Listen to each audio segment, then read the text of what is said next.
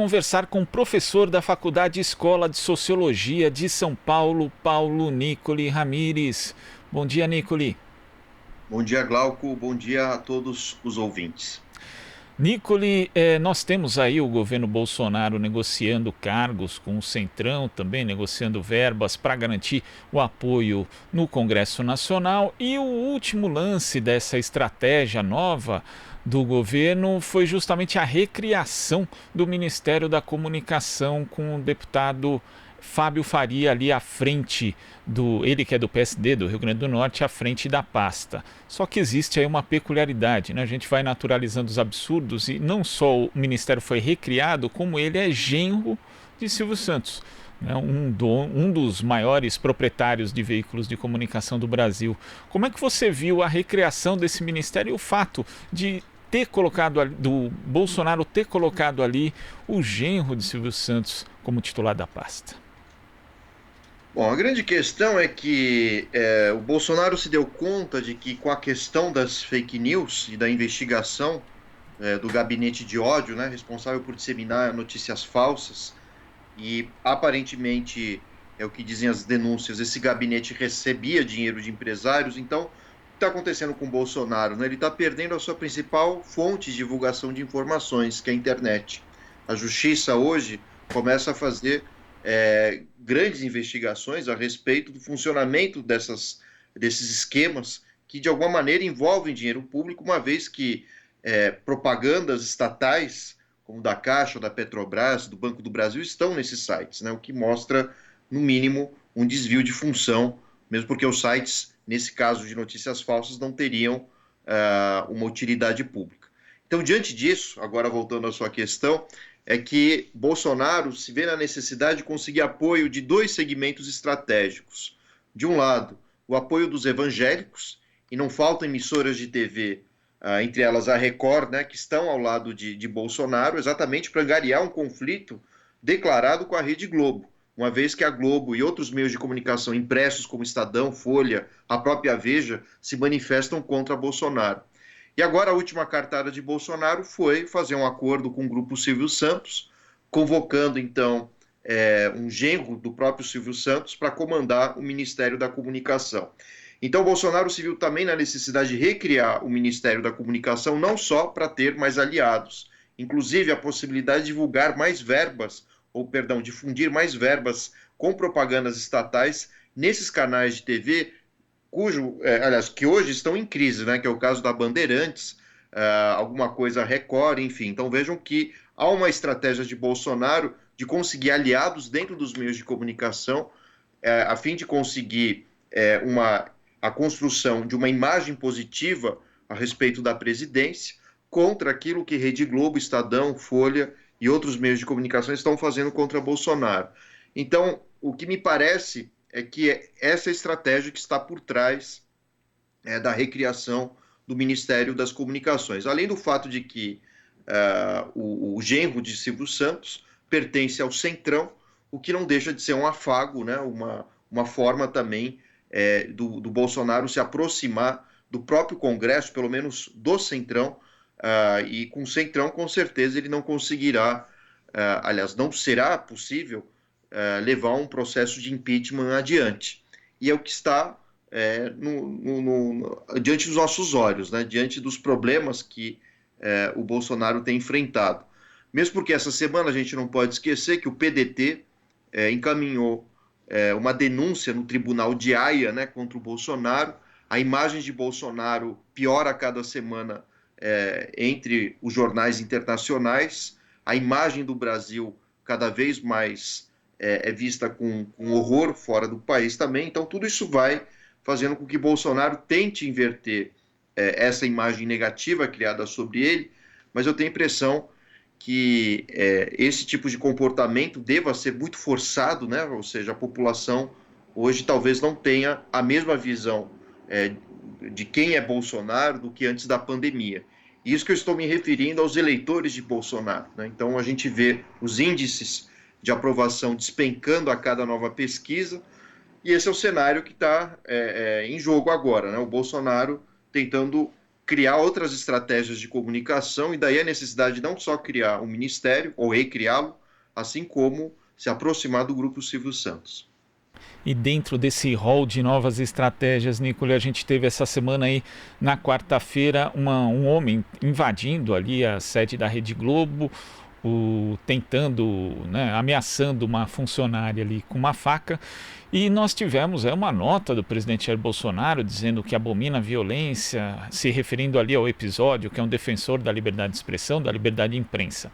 E no dia seguinte, ontem, ele faz uma live dizendo, né, fazendo de novo alusão a supostos casos de óbitos que estariam sendo contabilizados como decorrentes de Covid-19 que não seriam, e pedindo para as pessoas arranjarem um jeito e entrarem em hospitais de campanha e hospitais públicos para filmar, ou seja, estimulando que as pessoas invadam esses locais que hoje estão, muitos deles inclusive trabalhando em condições muito precárias. Como é que você vê esse tipo de estratégia do Bolsonaro, que volta a apostar na polarização política, mas aí põe uma nota ali fingindo uma certa civilidade, Nicoli? O primeiro que é um absurdo, né, um presidente anunciar esse tipo de atitude, né? Isso porque qualquer indivíduo que entre sem as proteções, né, contra o vírus pode prejudicar aqueles que estão internados ou até mesmo ser infectado por aqueles que estão internados. Então, Bolsonaro ele parte para uma briga na qual a ideia de que os dados oficiais que estão sendo divulgados são falsos ou minimamente estão em defasagem com o que de fato acontece diariamente.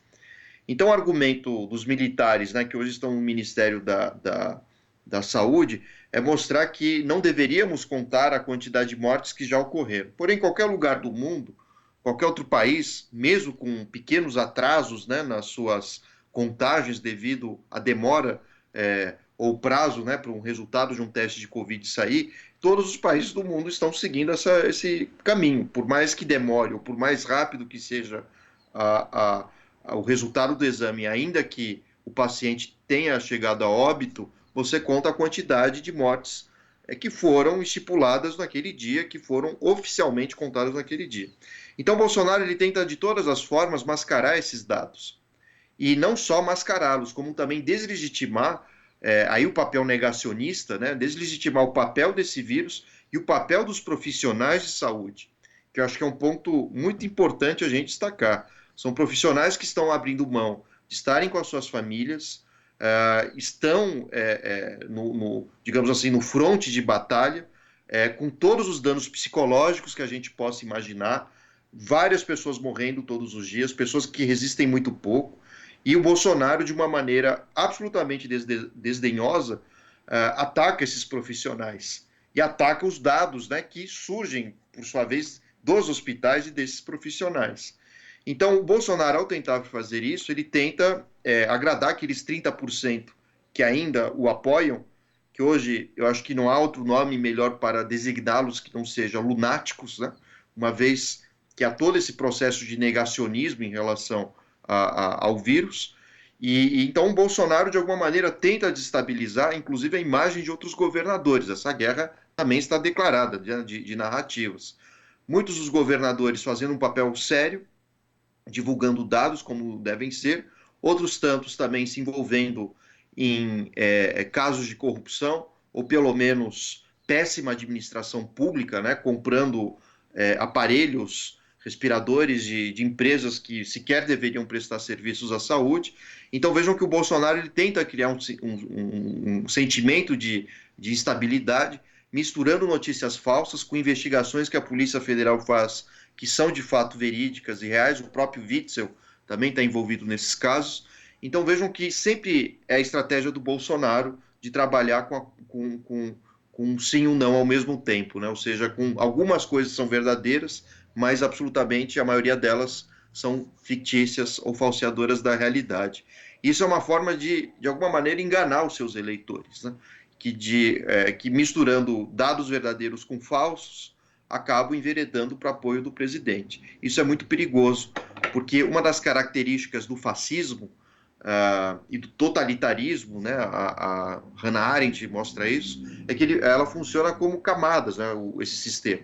Então você vai criando notícias falsas e não enxerga o verdadeiro núcleo, que é exatamente um governo baseado na violência, no preconceito e na deslegitimação da ciência, né? Que eu acho que é um ponto importante.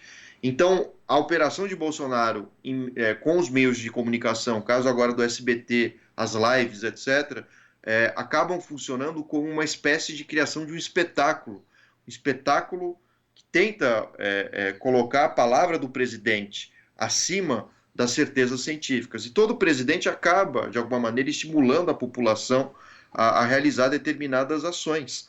Isso é importante que se diga. A gente viu o caso agora da Nova Zelândia, que literalmente zerou os casos de Covid, e a população ressaltando nas pesquisas o quanto a sua presidenta foi fundamental, dando as orientações, dizendo que o mais importante era salvar vidas. Bolsonaro está na contramão, e o país inteiro está na contramão nesse instante. Nós estamos anunciando flexibilizações no instante que nós estamos tendo os piores índices de mortes pelo Covid. Então, tudo isso vai gerando uma confusão na opinião pública, literalmente, né? Pessoas que, ora, são a favor do trabalho, mas são contra Bolsonaro, ou a favor de manter os trabalhos e são a favor do Bolsonaro. Então, isso vai criando verdadeiros burburinhos digitais, literalmente, e muito angariados pelas mentiras de Bolsonaro. Então, eu diria que nós vamos entrar nesse mês nos piores dados possíveis e imagináveis do coronavírus. Julho talvez seja pior. E todas as possibilidades de flexibilização que foram construídas pelos governos, eu acho dificilmente que vão se cumprir diante dessa contradição, né? Ou seja, os países que estão flexibilizando são os países que reduziram os casos de morte e de contaminação.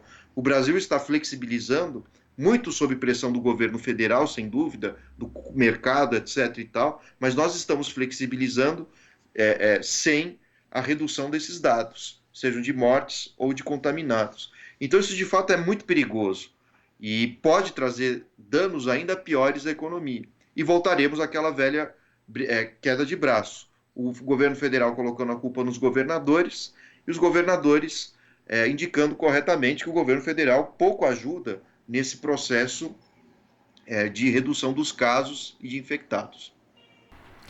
Tá certo, Nicoli. Muito obrigado pela sua participação aqui no Jornal Brasil Atual e até a próxima. Eu que agradeço. Forte abraço. Abraço. Conversamos aqui com o professor da Fundação Escola Sociologia e Política de São Paulo, Paulo Nicoli Ramires. Você está ouvindo Jornal Brasil Atual. As notícias que os outros não dão.